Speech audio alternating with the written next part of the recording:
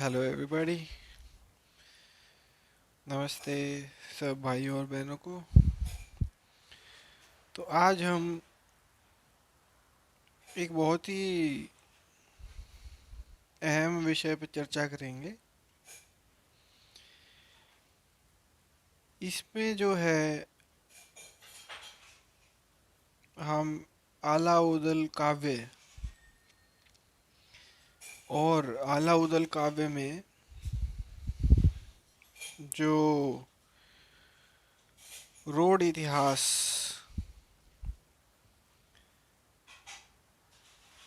की तरफ कुछ संकेत हैं उनके बारे में बात करेंगे। तो आज के इस वीडियो का विषय सिर्फ रोड जाति के लोगों के लिए ही या रोड समाज के लोगों के लिए ही महत्व नहीं रखता, बल्कि एक तरह से ये हर कोई ऐसा विद्यार्थी या स्कॉलर जो कि भारतीय इतिहास और खासकर तुर्क आक्रमणों से थोड़े से पहले, या ये कहें कि जिस समय तुर्क आक्रमण भारत के ऊपर हुए तो उस समय जो भारतीय इतिहास रहा, या उस समय जो भारत की जो राजनीति थी, खासकर उत्तर भारत की जो राजनीति थी, इस विषय पर जिस जो भी रुचि रखता है उसके लिए ये वीडियो कुछ अहमियत रखता है। तो भाइयों, सबसे पहले इसमें हम बात करते हैं कि कैसे आला उदल जो काव्य है वो रोड इतिहास के कुछ पहलुओं को पुष्टि देने का काम करता है। तो यहाँ सबसे पहले हम डॉक्टर राजपाल सिंह जी की बात करेंगे, जो कि एक जाट इतिहासकार थे जिन्होंने रोड इतिहास के ऊपर भी अपने पीएचडी के दौरान कुछ कार्य किया था, और उन्होंने एक छोटी सी पुस्तक लिखी थी जिसका नाम था रोड इतिहास की एक झलक। तो उसमें डॉक्टर राजपाल सिंह जी ने काफ़ी भाटों से बातें करके और अलग अलग जातियों के भाटों से बातें करके कुछ सामग्री इकट्ठी की थी। तो उन्होंने वहाँ रोड इतिहास की झलक में उल्लेख दिया था कि भाट कहते हैं कि राजा महलसी के नाम से पृथ्वीराज के समय में एक रोड राजा हुए, और इन महलसी के बारे में भाटों ने उन्हें कहा, डॉक्टर राजपाल सिंह जी को कहा कि इनकी कुछ महोबा में भूमिका रही। तो महोबा में इनकी क्या भूमिका रही, इसके विषय में हमें जानने के लिए आलाउदल काव्य का सहारा लेना पड़ता है। तो जिस भाई या बहन को यहाँ पर जो भी मैं अभी बताने वाला हूँ उसके विषय में कुछ जिज्ञासा हो, तो वो गीता प्रेस गोरखपुर ने आलाउदल काव्य का एक संस्करण प्रकाशित किया है, तो वहाँ से देख सकता है। तो आलाउदल काव्य से हमें ये पता लगता है कि जो महलसी थे, जो कि पृथ्वीराज के समय में रोड राजा हुए, इनका राजकुल प्रतिहार बैठता है, क्योंकि आलाउदल में एक केंद्रीय किरदार इन्होंने निभाया है। बार बार आलाउदल जब आप पढ़ेंगे तो आपको माहिल परिहार के नाम से चरित्र दिखेगा और उसके बारे में वहाँ पर बात होगी, जबकि मैं कहूँगा कि आलाउदल में इनका थोड़ा सा नकारात्मक किरदार दिखाया गया है। परंतु हमारे पास जो सामग्री है और जब हम अच्छे से विश्लेषण करते हैं तो ऐसा लगता है कि ये असल में नकारात्मक इनको बनाया गया है, क्योंकि जो आलाउदल काव्य है उसकी रचना चंदेल और बनाफर इन समाज के से जुड़े हुए कुछ भाटों ने की है। उस वजह से, क्योंकि माहिल परिहार इनके साथ में ना होकर एक तरह से इनके विरुद्ध थे, तो उन्होंने उनका कुछ नकारात्मक जो है किरदार दिखाया है, परंतु वास्तव में वो एक अच्छे चरित्र के धनी थे। तो आला उदल काव्य से हमें ऐसे संकेत मिलते हैं कि जो माहिल परिहार या महलसी परिहार जो कि रोड राजा थे पृथ्वीराज जी के समय में, ये ही महोबा के असली मालिक थे। और ऐसा सिर्फ हम नहीं बोल रहे, ये आला उदल काव्य में भी लगभग ऐसा प्रतीत हो जाता है, क्योंकि आला उदल काव्य में जो हमने गीता प्रेस गोरखपुर का संस्करण जिसका उल्लेख किया, उसमें भी उल्लेख आता है कि ये महलसी जब महोबा में थे तो परमल चंदेल ने, जब ये महोबा किले से थोड़े बाहर निकल कर आए हुए थे एक दिन, इनके साथ में कोई पहरेदार वगैरह या दूसरे सिपाही नहीं थे, अकेले ही थे, तो परमल चंदेल ने आला उदल के साथ मिल करके इनको घेर लिया और इनको घोड़े से गिरा करके इनसे कुछ वायदे लिए। एक वायदा ये कि ये अपनी बेटी का विवाह इनके साथ कर देंगे, परमल के साथ, और दूसरा कि ये महोबा का किला छोड़ करके और एक छोटा किला है जालौन के पास में, वहाँ पर जाकर के बैठेंगे, जिसका नाम है, जिस स्थान का नाम है जालौन के पास में उरई। उरई के किले में उन्होंने जो है महोबा छोड़ करके महलसी प्रतिहार को, रोड राजा को, वहाँ उरई जाने के लिए मजबूर किया। दहेज में एक तरह से महोबा का किला भी ले लिया और बहन का हाथ तो लिया ही लिया, महलसी की बहन का हाथ। बेटी या बहन, इसमें थोड़ा सा जो है, पूरी इसमें जो है स्पष्टता नहीं है, मतलब ऐतिहासिक जब हम भाटों इत्यादि से बात करते हैं तो बहन थी या बेटी थी महलसी की, वो पूरी तरह से इसमें जो है स्पष्ट नहीं है, परंतु ये कहें कि उनके कुल की एक स्त्री को का हाथ उन्होंने बलपूर्वक लिया, परमल चंदेल ने, और साथ में ही एक तरह से महोबे का किला भी दहेज में ले लिया। अब ऐसा सिर्फ, मतलब हम भाट जो कहें कि वक्तव्य है उनके ही बिना पर हम ऐसा नहीं कह सकते, परंतु साथ में ही हम देखते हैं कि जब अंग्रेज़ों ने भी महोबे के बारे में कुछ वर्णन किया, तो अंग्रेज़ों ने भी यही पाया कि जब उन्होंने वहाँ पर कानूंगो इत्यादि से बात करी महोबे में अंग्रेज़ों ने अपने समय में, तो वहाँ पर जो कायस्थ थे, तो उन्होंने अंग्रेज़ों को ये बताया कि ये किला चंदेलों का नहीं है, ये प्रतिहारों का ही किला है, जिससे कि वही पुष्टि हो जाती कि महलसी प्रतिहार महोबे के असली मालिक थे पृथ्वीराज के समय में। तो अंग्रेज़ों ने भी कई जगह पर इस चीज़ का वर्णन किया है कि महोबे का किला जो है वो मूलतः प्रतिहार साम्राज्य का हिस्सा था, और उसके अंतिम मालिक हमें, मतलब डॉक्टर राजपाल सिंह की रोड इतिहास की झलक और साथ में ही आला उदल में जो लिखा है, उन दोनों को मिलाकर के हमें पता चलता है कि महोबा के जो अंतिम प्रतिहार शासक थे वो महलसी प्रतिहार रोड थे। और इस बात से हमें अब ये संकेत मिलता है कि जो प्रतिहार जो कुल था, जो कन्नौज महोबा, ये पूरे यूपी क्षेत्र में, ये रोड जाति से ही संबंध रखता है। और इस चीज़ की पुष्टि होती है जब हम हेनरी बेलू की एथनोग्राफी ऑफ अफ़गानिस्तान पुस्तक पढ़ते हैं, क्योंकि वहाँ पर एथनोग्राफी ऑफ अफ़गानिस्तान में बेलू क्या कर रहे थे कि विभिन्न पठान जो कबीले थे उनका भारतीय क्षत्रियों से कुछ ना कुछ रिश्ता निकाल रहे थे, तो उसमें एक नंगरहार क्षेत्र के रोडक कबीले के बारे में उन्होंने कहा कि ये शायद रोड प्रतिहार से संबंधित है। तो उन्होंने, बेलू ने 1850 के आसपास उन्होंने ये पुस्तक लिखी थी। तो 1850 तक अंग्रेजों का ये मानना था कि प्रतिहार रोड थे।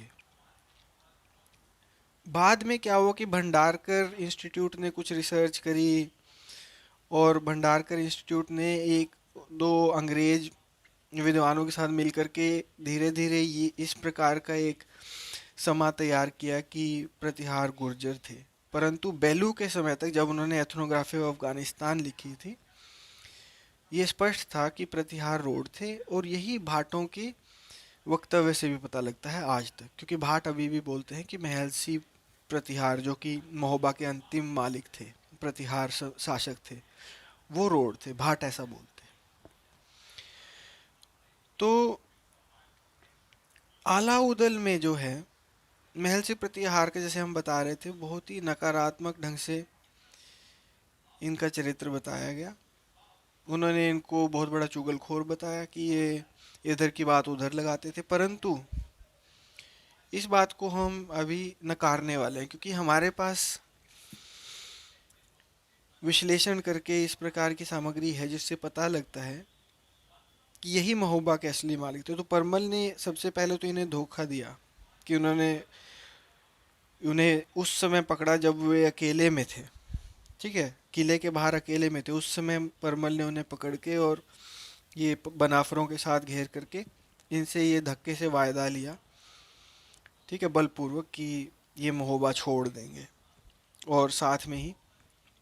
अपनी बहन का विवाह इनके साथ कर देंगे। तो सबसे पहले तो परमल ने इन्हें धोखा दिया, क्योंकि जो चंदेल थे वो मूलतः प्रतिहारों के सेनापति थे।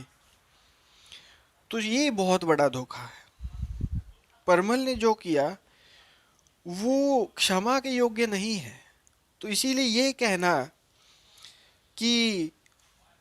महर्षि प्रतिहार ने फिर पृथ्वीराज से मदद मांगी,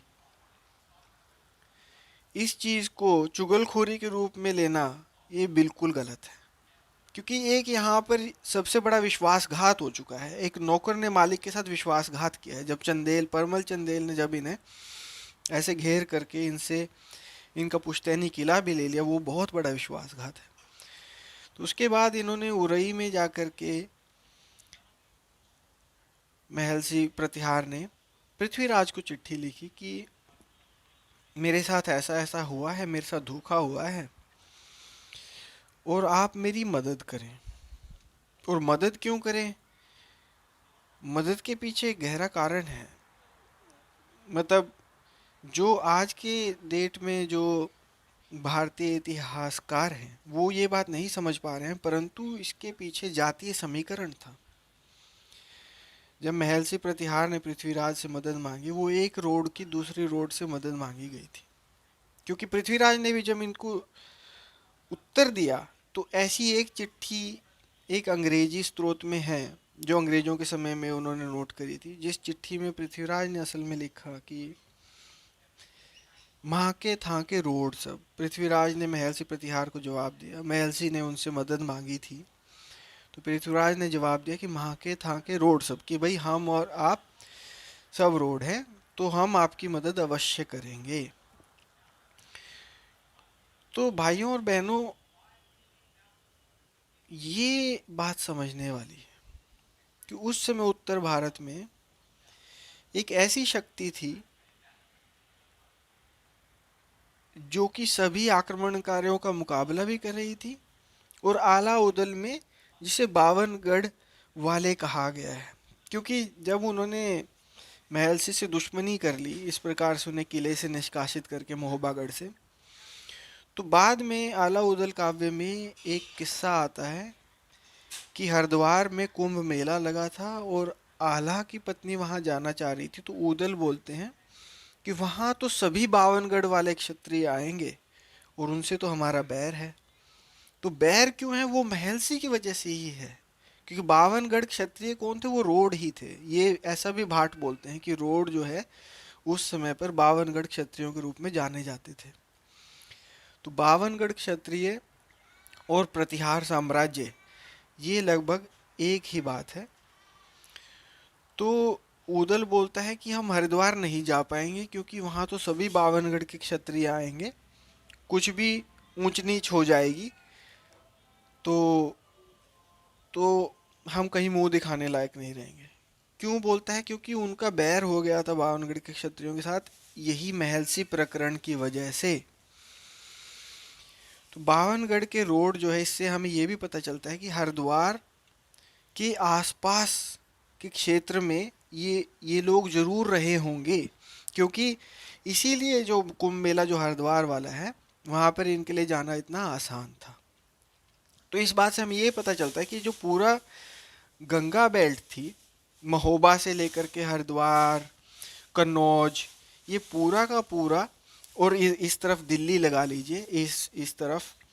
तो ये पूरा का पूरा एक यहाँ पर रोड जाति का गढ़ था, या 52 गढ़ थे, जिनमें से एक महरौली का भी गढ़ था जहाँ पृथ्वीराज बैठे थे। तो यही इसी कारण पृथ्वीराज ने जब महर्षि को भी जवाब दिया, तो उन्होंने कहा कि माँ के था के रोड सब, क्योंकि वो इसी 52 गढ़ के समीकरण का ही हिस्सा थे, पृथ्वीराज चौहान। तो इस प्रकार के संकेत, जैसे ये 52 गढ़ वाली बात, जो कि 52 गढ़ वाली बात भी डॉक्टर राजपाल सिंह ने अपनी रोड इतिहास की झलक पुस्तक में उसका उल्लेख किया है कि भाटों ने उन्हें बताया कि 52 गढ़ उस समय रोडों के अधीन थे और महलसी प्रतिहार रोड थे। तो ये कुछ बातें हैं जिनका कि आला उदल के काव्य में भी हमें उल्लेख मिल जाता है, और हमें इससे पता चलता है कि जो भाट जो बात बोल रहे हैं रोडों के इतिहास के बारे में, उसका कुछ आधार है, उसका कुछ ठोस आधार है। और साथ ही में जब आला उदल में ये उल्लेख मिलता है कि हरिद्वार में वो जाने से हिचक रहे थे 52 गढ़ वालों की वजह से, तो इससे ये भी पता चलता है कि ये हरिद्वार, कन्नौज, ये पूरा गंगा का जो बेल्ट, गंगा यमुना वाली जो बेल्ट है, हिंडौन नदी, क्योंकि हिंडौन नदी में तो जो भारतीय पुरातत्व की खोज रही है, एएसआई जो डिपार्टमेंट है, आर्कियोलॉजिकल सर्वे ऑफ इंडिया, उसने सन 2000 के आसपास रेवंत विक्रम सिंह जी ने हिंडौन नदी के क्षेत्र में कुछ सर्वे किया था। तो जहाँ पर कि बागपत के पास में एक पलटा हुआ टीला करके स्थान है, जहाँ पर कि एक दबा हुआ किला है, तो उस किले के विषय में भी वहाँ के स्थानीय लोगों ने रेवंत विक्रम सिंह जी को यही बताया कि यहाँ पर किसी जमाने में रोड राजाओं का राज होता था। तो यही बात आला उदल से भी सामने आती है, और साथ में जब भाटों की सामग्री देख ली जाती है, जो कि डॉक्टर राजपाल सिंह ने रोड इतिहास की झलक में जिसका रिकॉर्ड किया है, वहाँ से पता चलता है कि ये बात रेवंत विक्रम सिंह जी ने भी जो ढूंढी वो भी सही है, कि पलटा हुआ टीला बागपत के आसपास वहाँ भी रोड आधिपत्य था। कनिंघम के सर्वे में, आगरा सर्कल के सर्वे में 1800, ये तो 1870 के आसपास की बात है, वहाँ पर भी कागारोल का किला जब उन्होंने ढूंढा था, कनिंघम ने और कार्लाइल ने, तो उन्होंने भी यही उल्लेख किया था कि वहाँ पर भी रोड राजाओं का राज था उस क्षेत्र में, आगरा क्षेत्र में। तो ये सब जो है, जब हम ये बात समझते हैं कि पृथ्वीराज के समय में भी 52 गढ़ की बात आला उदल वाले करते हैं, और महल से प्रतिहार से दुश्मनी होने के कारण जैसा कि हम देखते हैं कि उनका 52 गढ़ से बैर हो गया, तो उससे हमें यही पता चलता है कि ये पूरा जो प्रतिहार साम्राज्य था यूपी में कन्नौज के साथ, कन्नौज जहाँ पर उनकी राजधानी थी, वो सब मिला करके ये पूरा रोड आधिपत्य का क्षेत्र था। और इसमें जो है 2-3 किले तो ये पुरातत्व में ही सामने आ चुके हैं, जैसे कि कागारोल आगरा, पलटा हुआ टीला बागपत, और इसमें और खोज की जाए तो प्रतापगढ़ का किला भी इसमें आ सकता है, क्योंकि उसका पुराना नाम अरोर है। तो ये पूरा जो गंगा का जो क्षेत्र है, इधर हरिद्वार से लेकर के यमुना यमुना से ही ले लीजिए, हरियाणा से लेकर के जो है वाराणसी तक, क्योंकि बनारस में भी यदि आप जानते हैं तो ललितादित्य के सिक्के मिल चुके हैं, और ललितादित्य जी भी जो हैं, जो क्योंकि कश्मीर जो है वो भी एक रोड क्षेत्र था। वहाँ पर जिस समय सिंध में रोडी नगरी के ऊपर अरबों ने कब्जा किया था, उसी समय ऐसी बात सामने आती है कि कश्मीर के राजाओं को इससे बहुत हृदयाघात हुआ था, उन्हें बहुत बुरा लगा था, क्योंकि वहाँ पर भी जो है रोड आधिपत्य का क्षेत्र था। और ऐसा हुआ कब था, इसके लिए हमें डॉक्टर प्रोफेसर लूडर्स की रिसर्च के ऊपर ध्यान देना होगा, क्योंकि प्रोफेसर लूडर्स ने ये पाया था कि किसी समय पर रोड जो है, ये रोडुका नगरी जो कि सिंध में आती है और हरियाणा क्षेत्र से, यहाँ से पलायन, मतलब पलायन तो नहीं पर परंतु इनका एक जो काफिला जो है वो शिनजियांग जो प्रांत है, अभी चीन चीन में पड़ता है, जो कि पूर्वी, जिसको तुर्किस्तान भी कहते हैं, वहाँ पर इन्होंने एक पड़ाव रोडान नगरी में बनाया था, जो कि अपभ्रंश होकर अब लोलान हो गया है। तो प्रोफेसर लूडर्स ने पाया था कि उस तरीम बेसिन के क्षेत्र में उत्तर भारत, खासकर हरियाणा क्षेत्र और सिंध के बहुत से जो है लोक गाथाएं उन्होंने लोकलाइज कर ली हैं, यानी कि उसके स्थानीय रूप बना लिए हैं, और साथ ही में बहुत से स्थानों के नाम भी जो है उन्होंने इसी क्षेत्र के नामों के हिसाब से रखे हैं, हरियाणा और सिंध। और इसी सिलसिले में प्रोफेसर मैलोरी ने पाया कि तरीम बेसिन में जो रोडान या लोलान से जो शासन था, वो प्राकृत भाषा का प्रयोग करते थे। उन्होंने पाया कि वो बहुत से चीन के उस क्षेत्र में, अब चीन में पड़ता है, उस समय चीन में नहीं था, उस समय आप उसे यही रोडान से शासित एक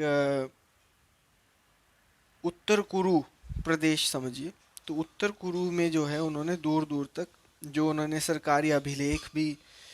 जिस तरह से जो कुछ सरकारी कानून इत्यादि होते हैं या कुछ सरकारी दस्तावेज जो दूसरे प्रांतों में भेजते हैं, तो वो सब प्राकृत में उन्होंने पाए थे प्रोफेसर मेलोरी ने। तो प्राकृत का वहाँ प्रयोग होता था और वो एक रोड शासित प्रदेश था। तो कश्मीर,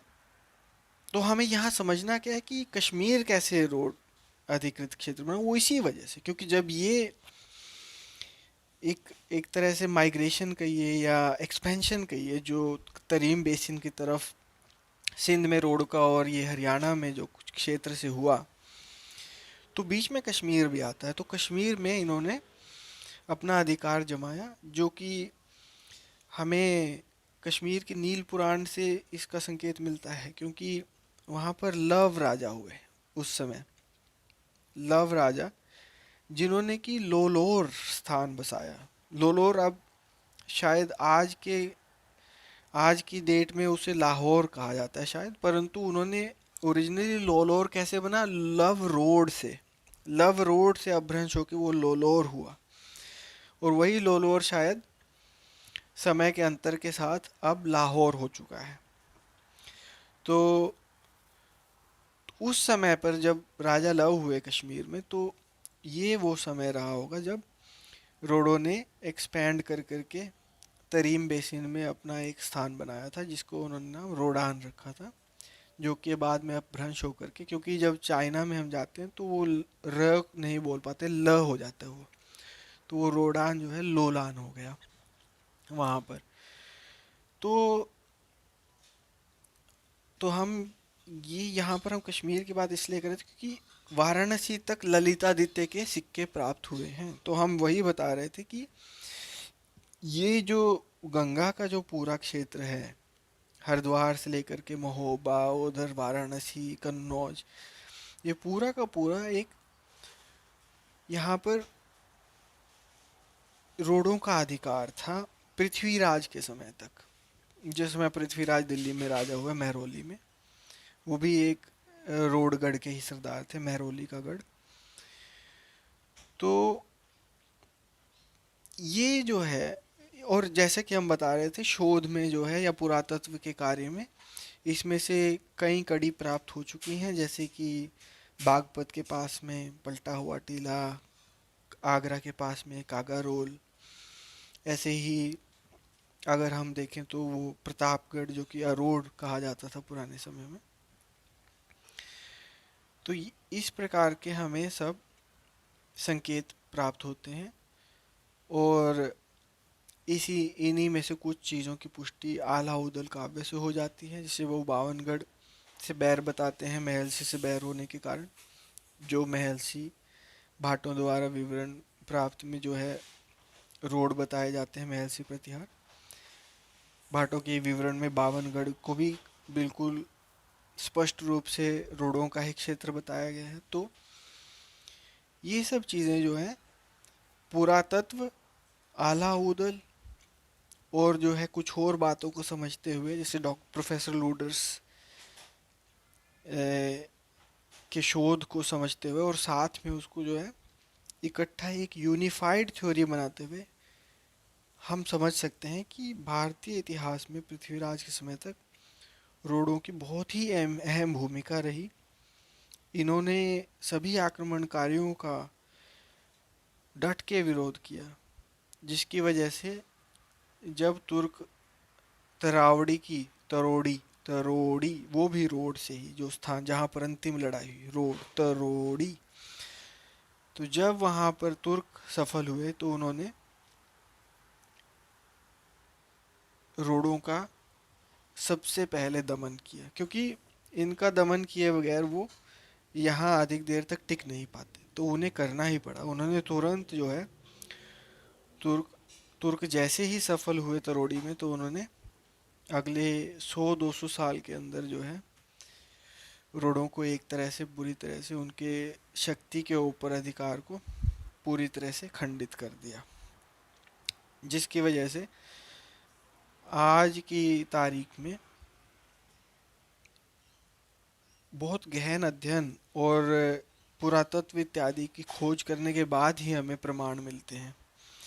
रोड इतिहास से संबंधित, जैसे कि कागारोल का किला हुआ जो कि कनिंघम को मिला, जैसे पलटा हुआ टीला हुआ जो कि रेवंत विक्रम सिंह ने पाया सर्वे के दौरान। ऐसे ही जैसा मैं बता रहा था, जब आला उदल में बहुत ही उसको गहराई से समझते तब जाके पता लगता है कि वो जो बावनगढ़ की वो जो बात कर रहे हैं, जिनसे उनको डर है, जिनके कारण वो हरिद्वार में कुंभ नहाने भी नहीं जाना चाहते, वो सब रोड। तो ऐसे जो है ये एक गहन विषय है, मतलब जिसको भी भारतीय इतिहास के बारे में सिर्फ सतह तक समझ है जिसकी, वो ये नहीं समझ सकता। परंतु जब हम गहराई में जाते हैं और हम वास्तव में वो सब चिट्ठी देखते हैं जो पृथ्वीराज ने महर्षि को लिखी थी, उसको समझते हैं, तब हमें समझ में आता है कि जब तक तुर्कों का यहाँ पर आधिपत्य नहीं हुआ, तब तक दिल्ली के जो